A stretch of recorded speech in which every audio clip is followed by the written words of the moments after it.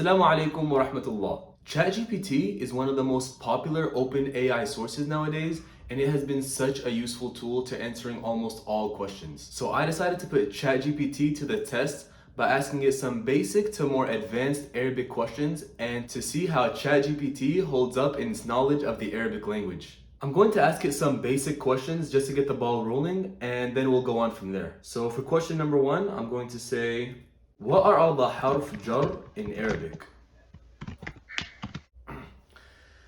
In Arabic, harf jar refers to prepositions that cause the following noun to be the genitive case or majroor. Here's a list of the most common huruf jar. من إلى عن على في با لام كاف منذ رب خلا حاشا عدا واو القسم تاء القسم باء القسم. Okay, wow, that was actually a very good answer. I mean, my answer was just going to be the basic ones: ba, ta, kaf, min, fi, an, ala, hatta, ila. It actually added some more that I wasn't even going to mention, like mudh and mundhu and rubba. Like rubba usually comes with rubbama, and you don't really call it a harf jar, but it counted it here. And they actually added more that I wasn't even going to add. So that's actually a pretty good answer for question number one. Keep in mind that I'm going to be asking some nahu questions and some sarf questions. And then I'm going to ask it an extremely difficult question, the hardest question that I can come up with at the end to see how it answers. Okay, so let's move on to question number two. In the sentence, al-arabiyyatu yasira, what is the mubtada and what is the khabar? This is a basic nahu question, and of course I think ChatGPT is going to get this right. Basically speaking, the mubtada is the word before is, and the khabar is the word after is. Obviously there's some exceptions, but this is basically what it is. So in the sentence, al-arabiyyatu yasira, Arabic is easy. The word Arabic, al-Arabiyya, is the mubtada and al-Arabiyya is the khabar. And exactly that is what ChatGPT said. It says al-Arabiyyatu is the mubtada, which is the subject, meaning the Arabic language, and al-khabar is yasira, which is the predicate, meaning easy. Of course, I already knew ChatGPT was going to get this one right. So let's move on to the next question. What is the difference between the ism sifa and the ism fa'il? Now, of course, words that are the ism sifa, they follow the pattern fa'il, which any word that sounds like fa'il is the ism sifa. You can say kareem, kabir, hamid. All of these are the ism sifa.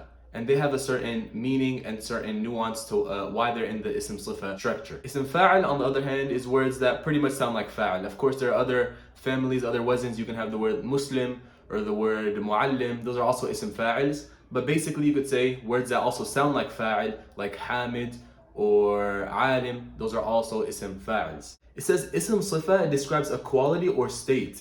Example, fast, beautiful, tall. While the ism fa'il describes the doer of an action, writer, speaker, teacher. Okay, I mean, this is an okay answer. What I was looking for mainly is that the difference between ism sifa and ism fa'il is that they both describe someone who has a quality. However, ism sifa is someone who has that quality for a long period of time, while the ism fa'il is someone who has that quality minimum at least once. So for example, an alim is a knowledgeable person, even if they have knowledge of just one thing, or if they're just knowledgeable at one point in time. However, someone who is alim, they're always knowledgeable. You can ask them a question anytime and they would be considered alim if they have the answer all the time. That's the main difference between ism sifa and ism fa'il. I'll give this response 7 out of 10. It wasn't the best, but it wasn't the worst either. What is the difference between the word ashhur and shuhur? So of course in the Arabic language, for the word months, to say in Arabic, you can say the word ashhur, which means months, or you can say the word shuhur, which means months. So what's the difference between the two? It says ashhur, plural type. This is the broken plural jama' taksir of the singular word shahr, which means month.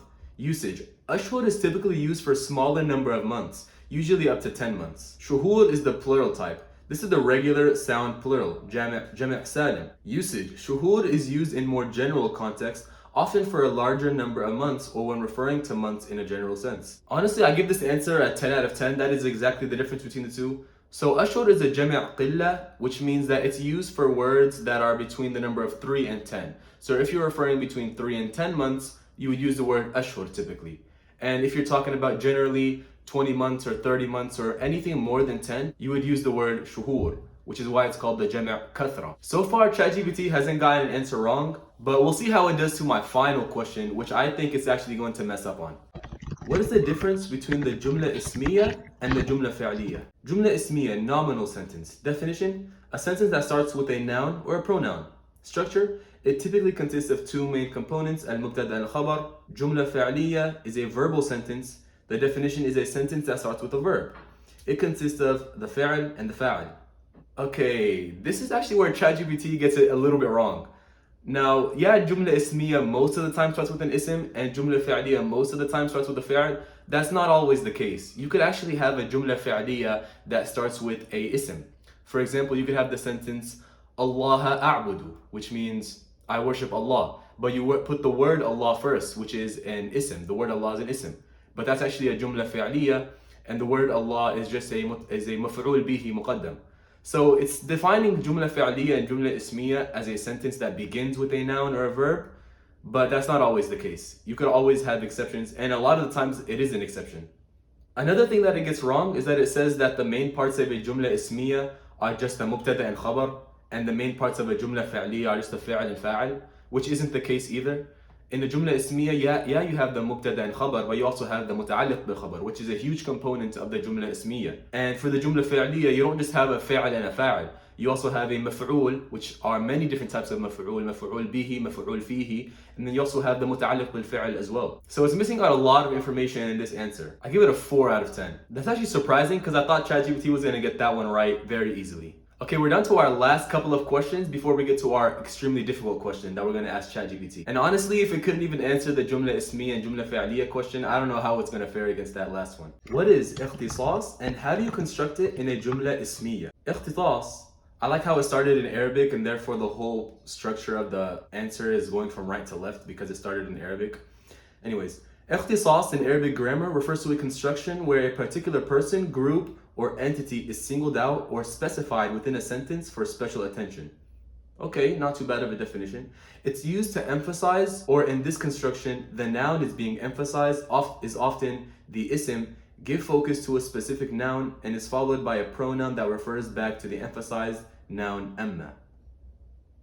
What? Hold on. Let me read this again. A few moments later. Singled out or specified within a sentence for special attention. It's used to emphasize. Okay, so it's saying in a jumla ismiya to have ikhtisas is to use the word amma, which is not the case at all. You do not need to use amma to have ikhtisas. So basically what ikhtisas is to be specific or to exclude something in the sentence. For example, instead of saying the sentence, the book is his, you could say, the book is only his. So the fact that you added the word only means that you're having ikhtisas, you're saying it's only his. You're making it exclusively for him. So translating that into Arabic, instead of saying al-kitabu lahu, the book is his, you can say lahu al-kitab, which also means the book is his, but because you put the word lahu, muqaddam, earlier than expected, then that makes it ikhtisas, and that actually means only he has the book, or the book is only his. However, ChatGPT thinks that the only way you could do this is using amma. It's giving examples like amma anta fa anta kareem, as for you, you are generous. This isn't actually ikhtisas. This is actually a basic jumla ismiya without any ikhtisas. This is the basic pattern.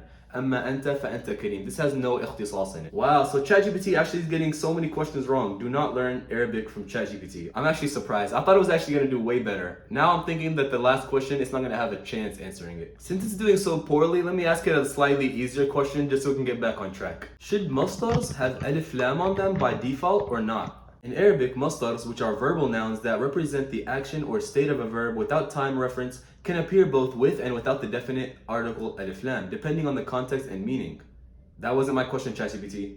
I asked, should they have alif lam on them by default, not can they have alif lam or not. Masdar without the definite article alif lam, hub, qira'a, ta'allum, love, reading, learning.